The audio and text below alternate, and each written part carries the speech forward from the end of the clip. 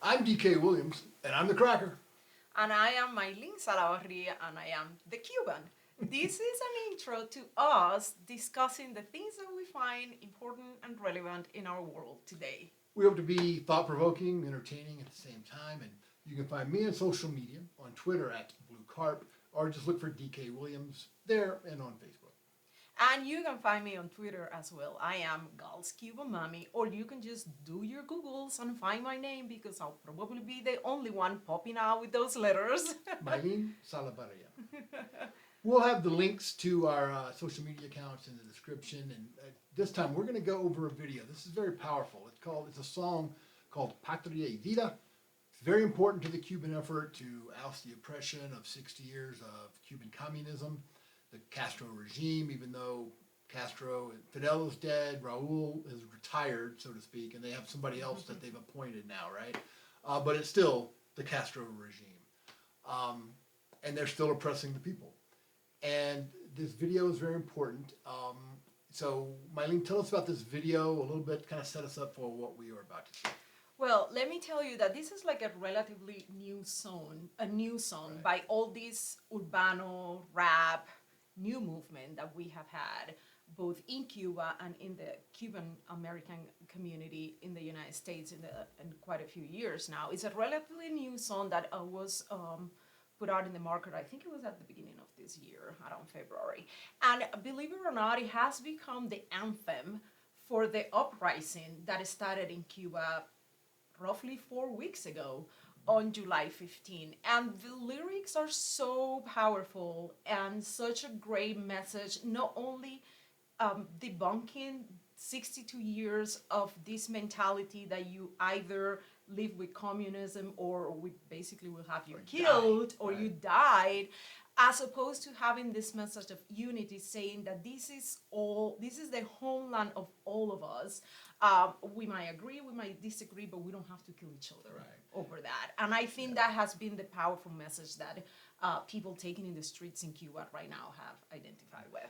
So there's a culture, there's a country, there's a commonality of the people that exists without the Cuban oppression. Cubans don't need the Cuban oppression to be proud of Cuba. Absolutely not. It's our identity. Right. It's who we are as a nation. It's who we are as a society. And it really doesn't matter how bad, how strong, or for how long they try to oppress that. It's the fabric in the foundation of who we are as Cubans. And I think that this video is a great example of that. On top of, again, out of the blue, literally taking the regime by surprise, becoming this literally light at the end of the tunnel, with the Cuban people fighting for freedom on the island as we have this conversation right now. I will get into this video here in a moment, but you inspired me to write this article for America's Future, which is I kind of consider like a primer for gringos about what's going on, and we'll kind of talk about the importance of the phrase.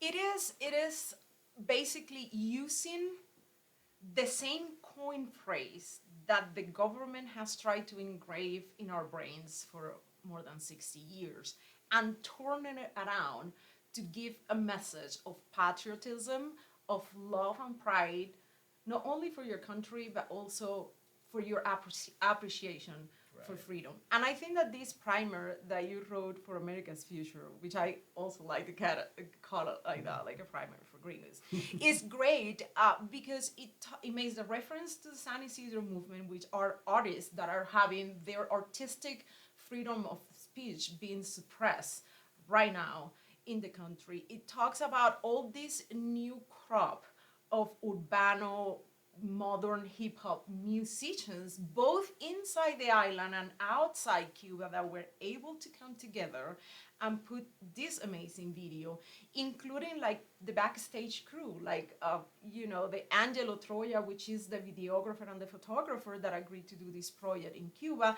and who was arrested in the middle of the streets on Sunday, July 11th. He was thrown in jail, and his only crime at that point was that he was using his camera to document the uprising.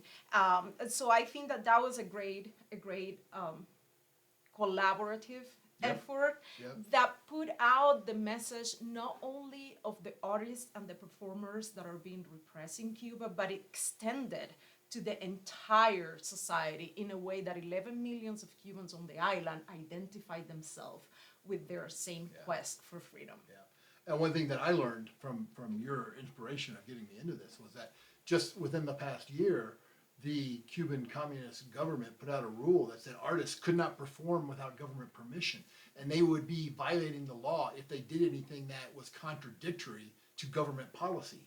I mean, and that's kind of what started this San Isidro movement, was in relation to our reaction to those censorship, those direct censorships, and that has just grown from there. Yeah, definitely. I mean, this latest proclamation, again, it's been like that for 62 years. We're just referring to, to the newest one, and how it propped the Movimiento San Isidro, not only because they, even before that, they were also doing live performances that were openly critical to the government, that were critical of the physical tortures that political prisoners suffer on the island. One of the leaders of the Movimiento San Isidro was in jail.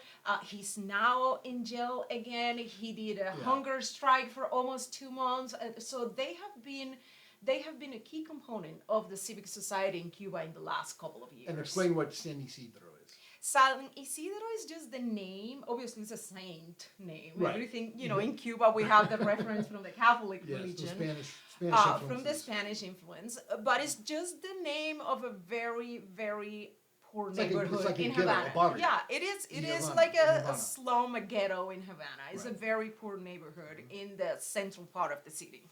So that's where a lot of these guys came from, and so this movement adopted or was named after that poor neighborhood in the biggest city in Cuba, Havana. And one of them have their residence in there, which became kind of like their hubbing, point, the hub where they would meet, where they would work in their projects, and that's how that. And they were under surveillance and would be arrested and questioned for their artistic endeavors. Cameras in front of their houses, police all the time. And again, this is not something exclusive of the Movimiento San Isidro artists. This is something that has happened on a daily basis for anyone in Cuba that is labeled as a dissident, as a counter-revolutionary, someone that have been identified as a neighborhood or independent journalist. They all go through this same time of persecution and vigilance. Yeah, and we'll get into this video here quickly, but this has been going on since 1959.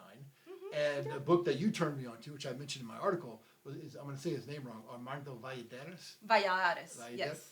Against All Hope. He was in a Cuban jail, Castro jail, shortly after the revolution for like 22 years. And the oppression, the torture, the ridiculous show trials, the executions.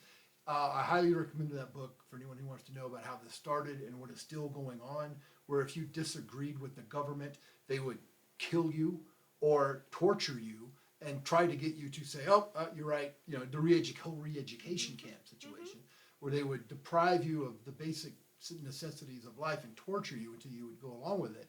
And some people like Armando Valladares refused to do that. And eventually governments put pressure on Cuba and he was released, but only because he was able to get his message out secretly, which is it's just amazing how he was able to do that. Back then, when everything happens with Armando Valladares, there was no internet, there was no smartphones. I mean, literally, you have to bring letters and things out. And when the entire media and censorship controlled by the government was very hard. I mean, it was like that until I left Cuba in 2001 too. And I just wanted to point out that, yes, his testimony is like heart-wrenching, but let me tell you that this is not only something that someone would say, but that was just in the 60s, when Cuba was a satellite from the Soviet Union. No, as you and I are speaking in here right now, they're using the same KGB techniques to torture and to repress political prisoners. As of today, we still have over 700 people that have been arrested or are reported missing since the uprising on July 11th.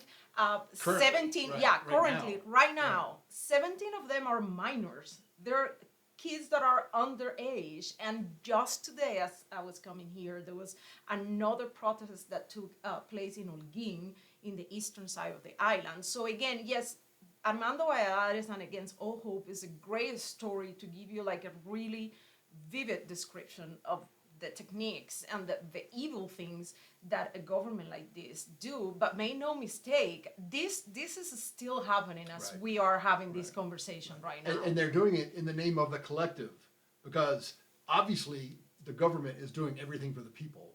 And if you oppose the government, you oppose the people. Therefore, we can kill you, or we can torture you. Yeah. That's the mentality that existed in 1959 and still exists today. in Cuba. It is. And Sadly. like I say, it's not just Cuba, but whenever there's collectivism is more important than an individual, individuals will be sacrificed. Yeah, for it the is. It collective. is a recipe for disaster. And the minute that you dare to think differently, then you become a target. All right, say these guys' names. There's several artists in here. I will say them. I will pronounce them correctly. So let's mention the names of the people who were brave enough to put this together and be a part of it. Yotuel, Gente de Zona, which is a duet. It's now here in Miami. Desemer Bueno, Michael Osorbo, who is in prison in Cuba right now, El Funky, and videographer Angelo Troya, which we mentioned before, who is also in Cuba and still in prison. In jail for helping put this together and put it out. We'll have a link to this video, Patria Y Vida, which means country and life, in the description, so you can check that out yourself. When y'all watch it, you can turn on the English captioning, because the video is in Spanish. It'll be on now when we see it, but we've got a mirror situation, so you won't be able to read it.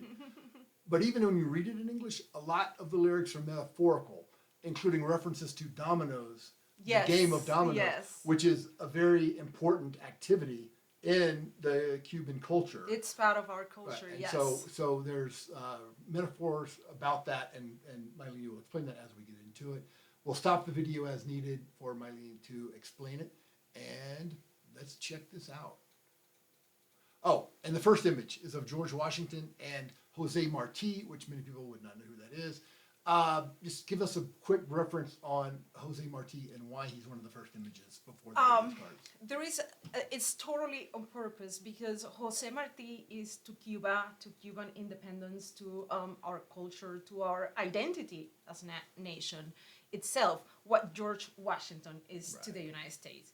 It's basically seen as our founding father, and this person who always have this concept of freedom and having individual freedom, individual guarantees, and a constitutional republic as the grounding foundation for the building of Cuba as a society. And this was well before, this is what, 1900s?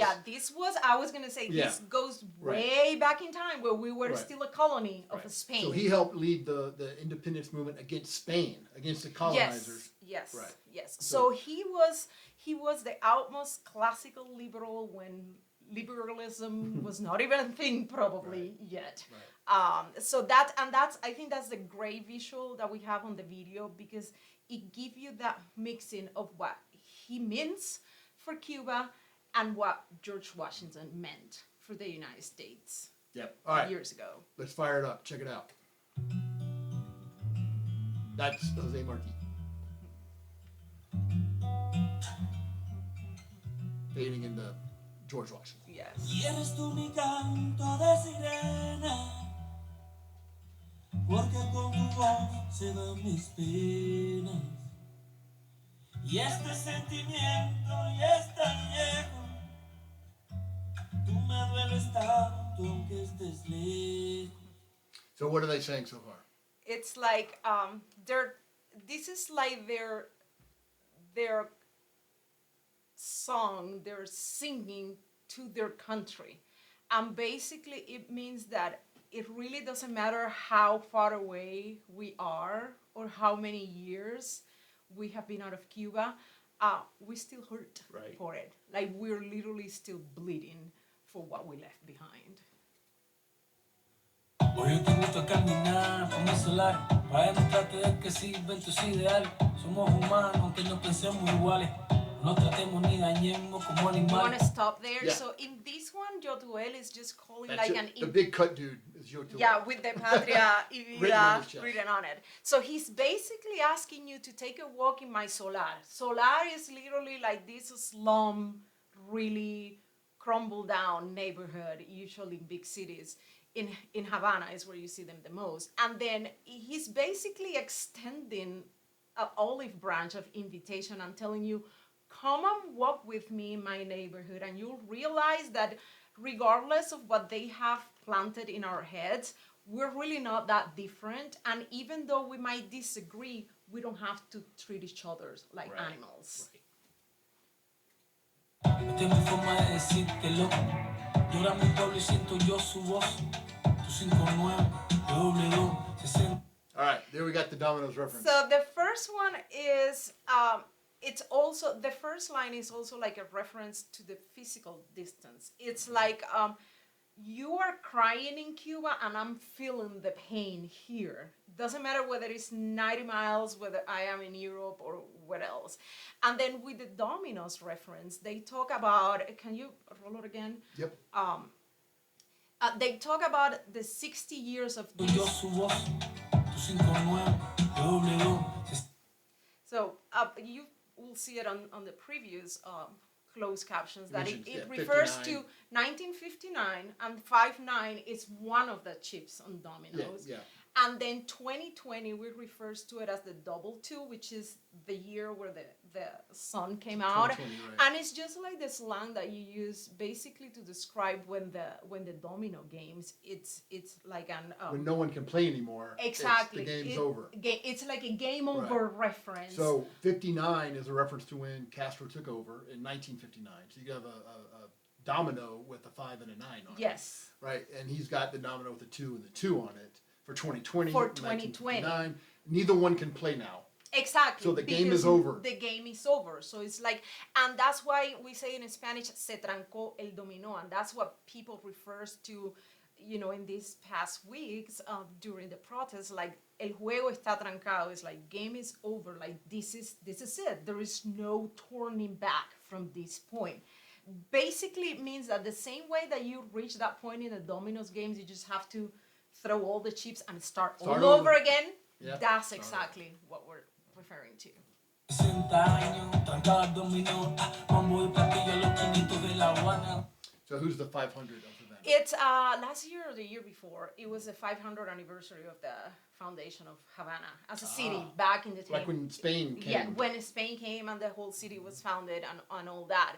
So the government did like a great fanfare celebration of it, and then they're using that as an intro to describe, like, you're basically selling the world the 500 years of Havana, like if we are, you know, the most amazing paradise, and then we're gonna see in the next lyrics like this is actually what is happening as opposed to what you sold. Right.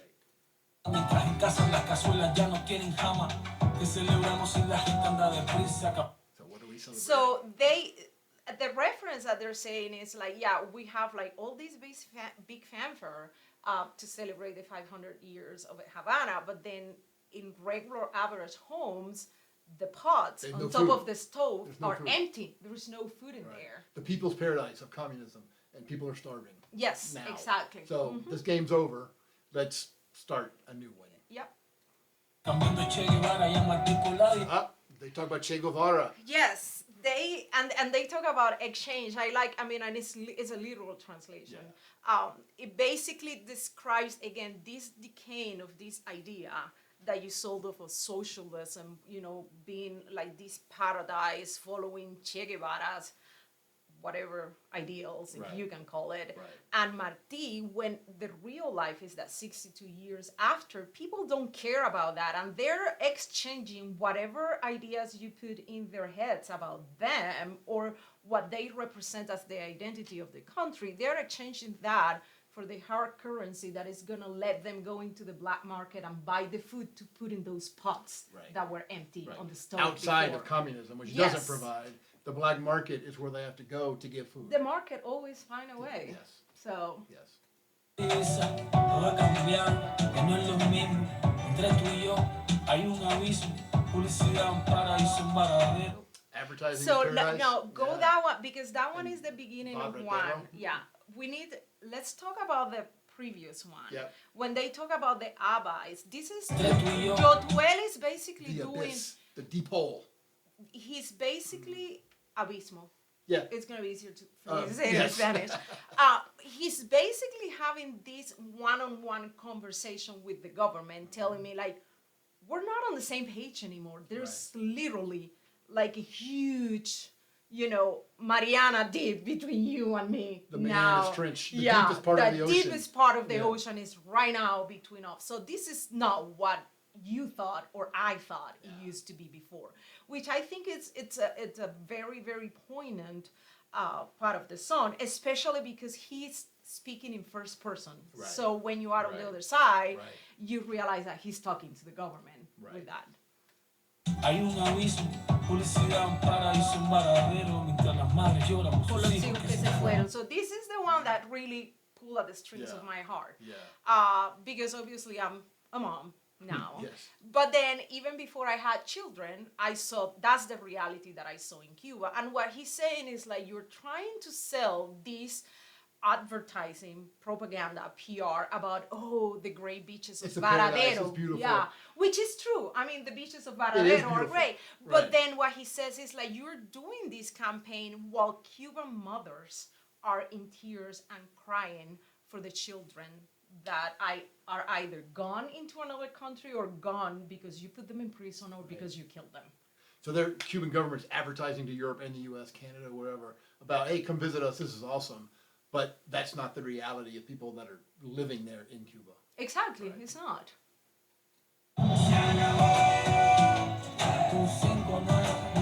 So more of the 5'9", dominoes locked, For 60 years. Yeah. 60 years, dominoes locked.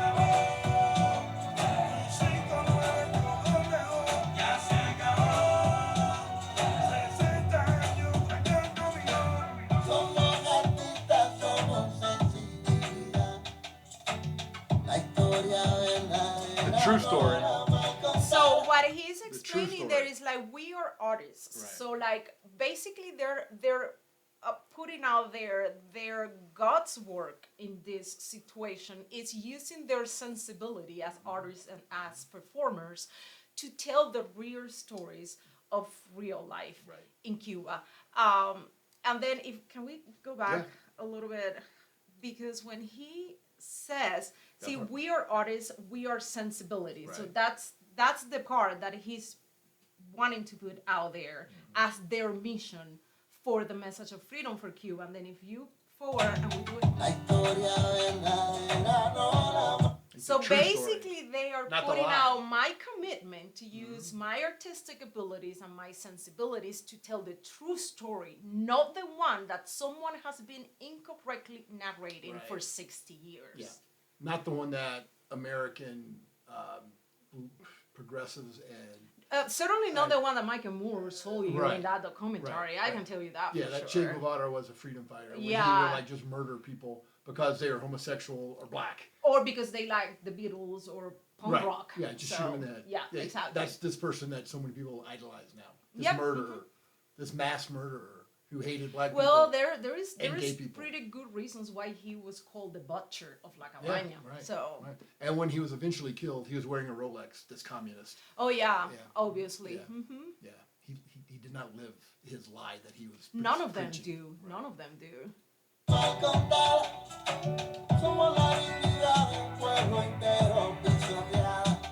By gunpoint. Yes. So he keeps going into elaborating into their mission as performers and as singer, how they are becoming and have actually become the voice and the story of an entire society whose voice has been silenced literally at gunpoint. Yeah, right. Where the voice of Cuban people for over 60 years have meant anything at all. Yep. A punta de pistola y de palabras que hoy son nada. No more lies.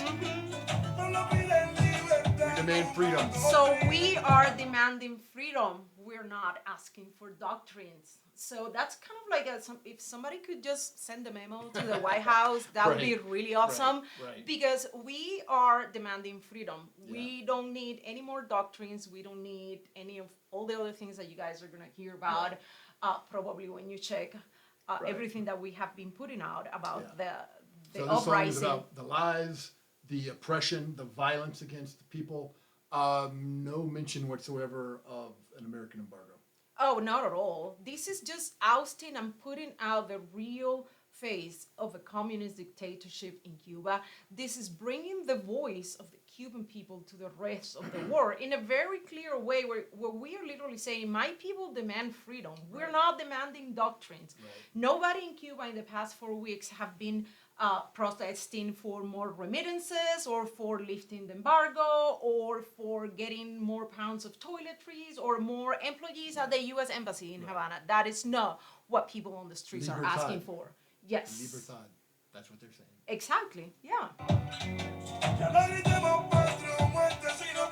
So here's the big, not homeland or death, which was Castro's communist motto, Patria Y Muerte, homeland or die, which basically meant communism or death. You support the communist government, or you will die. Or we kill you. Yeah. Right, or you will die trying to defend it, one way or the other. And he's saying, no, we don't want those choices. We want our country and to live. Exactly. So then they changed the whole premise of the regime from you're either with me or you are against me into one premise that is no, we want both. We want homeland, we want patria, and we want vida, we want life. We want to live.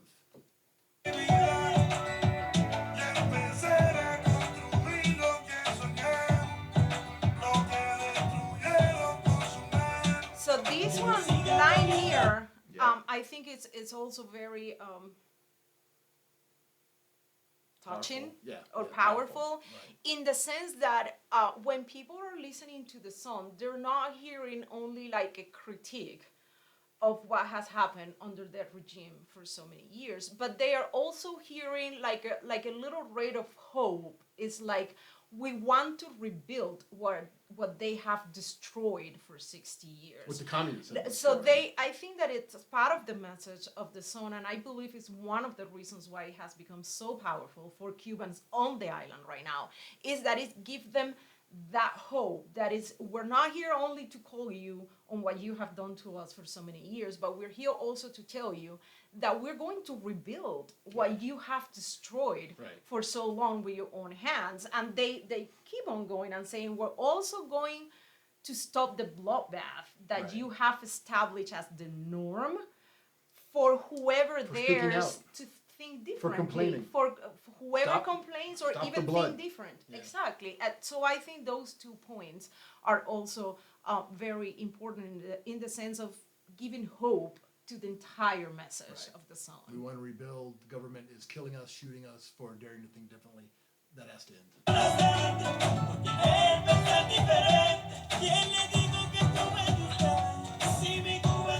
So this is the other one. It's literally, and I can imagine, I mean, even for our English-speaking audience, just imagine someone talking like with our Cuban body language type of thing. It's like, who the hell told you you own the country? Right. Like, who told you, who gave you the right to believe that I am your property or that our homeland, our entire country is your property?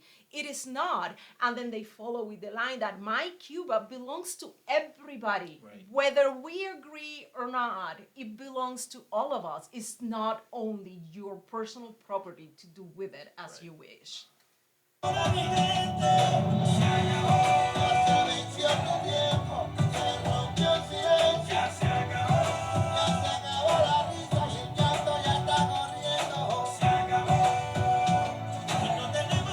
The deceit is over. 62 years. Con la incertidumbre del pasado plantado, examinos puestos, listos para morirnos, izamos la bandera todavía, la represión de... The repression of the And that's regime daily. Otero Alcántara. It was the one that was in the previous scene.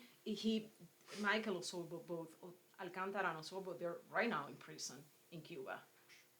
And you know, they run a risk when they film this there, exactly as the videographer did, because they knew it was just going to be a matter of time before the political police came knocking at their doors.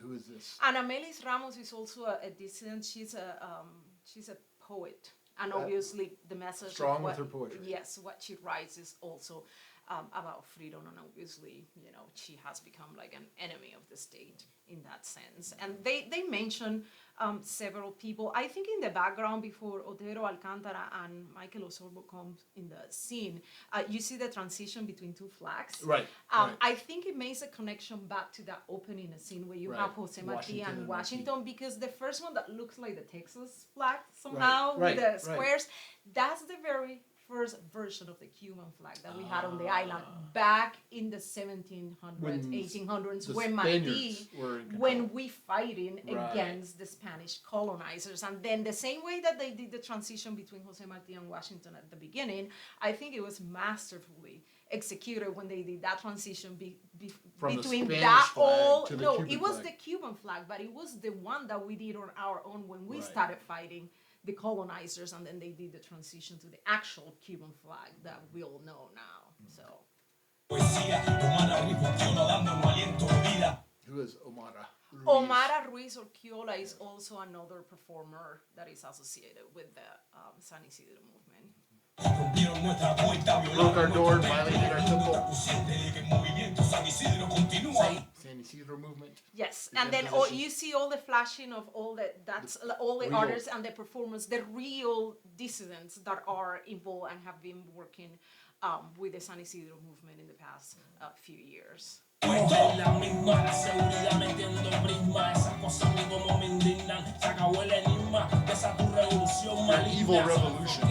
Aquí tienen mi firma. So this one is important if you want to go back to that last line, funky style. But there is something. Not the name his mother gave him. No, absolutely. But there is like a little nuance on what he said. Like, he is in Cuba, he's doing this in camera, and he's saying, this is my name, and here is my signature.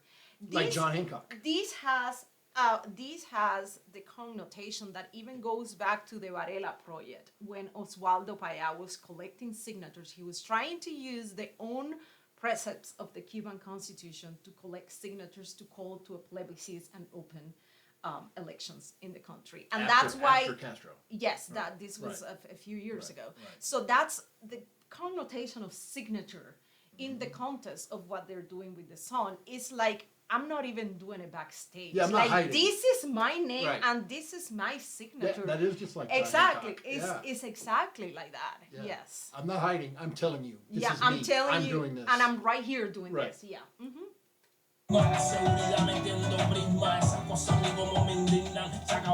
These things outrage me. Because he's referring to the state oppression. Security. When they say la seguridad metiendo prisma, it's basically the manipulations and the manhandling that the political police, what we call the state security, which is the equivalent of the KGB and the Stasi in ex-Germany, what they do to people to dare to speak out against the government. Your evil revolution. Yes. That's strong.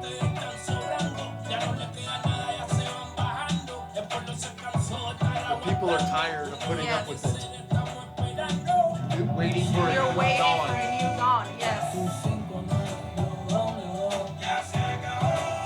It's over. Trancado el dominó. The domino game is over. Yes.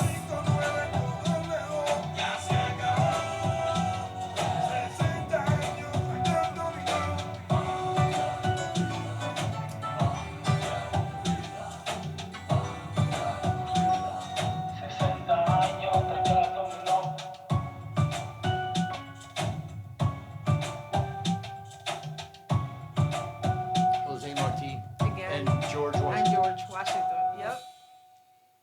Yeah, that's powerful. And then believe it or not, this song became again the anthem for people taking the streets in the past 4 weeks. Is the hashtag that is moving all the information that is coming straight out of Cuba in social media. So yeah, check that out on Twitter. If you do the hashtag Patria Y Vida, you'll get a lot of You'll get information. it there. about what's Yes, going on. actually, as I was mentioning at the beginning of our conversation today, news broke that in Holguin, which is again a province in the eastern side of the island, people took up the streets today to protest again. And I did a post on my Facebook, and I believe I cross-posted to Twitter as well. Even if you don't understand Spanish, it really doesn't matter. You know, videos and images and photos are very powerful. Yes. Sometimes you really don't need words to it. Yeah. But if you pay attention to the audio, you can see that there is like a line of army police officers blocking the street, and the people that are coming at them, guess what they're shouting?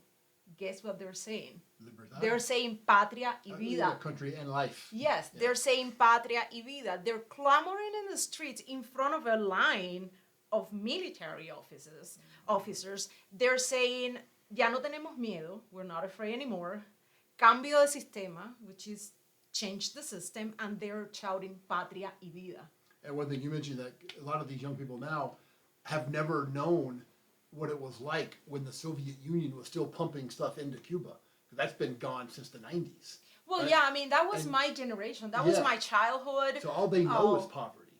Exactly, oppression. which is one of the things that we have been I mean, the oppression was amplifying. always there, but the poverty was not as bad because the Soviet Union It was was concealed. sending So stuff to them. basically, the pipeline from Moscow was Yeah. basically like putting some sort of like a camouflage Right. into the utter failure of what the centralized socialist economy in the country did. And you mentioned to me Cuba. how like you only had like bad Soviet toothpaste.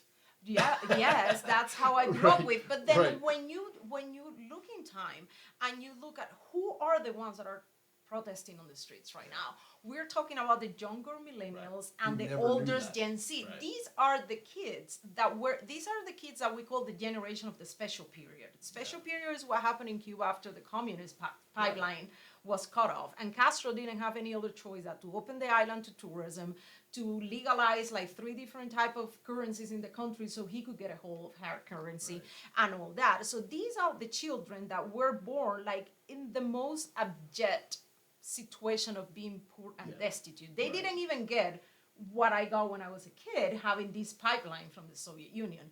And I think that it's really impressive to hear the testimonies and to see, you know, the audios and the videos when they say, I was born hopelessness. I was born That's it. without absolutely nothing. I literally got nothing to lose. If I have to put the first dead body on the street, so be it. Right. Because they're going to kill me anyway. Exactly. So I'm going to fight They're for my basically saying, I was born dead freedom. Right. in this society, in this situation. I literally got nothing else to lose. Right. If I'm going to go down, I'm going to go down with a bang, Gonna go down asking for fighting. freedom. Yes. Gotta go down swinging.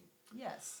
All right, there's a whole lot more here, but that's the very basics. I hope that explains at least part of what's going on in Cuba as we speak. Follow Mailyn on Twitter for updates. She's at Galt's Cuban Mommy. She will keep you up to date. I will usually retweet the stuff also on Facebook. She will keep you advised and up to date on what's going on.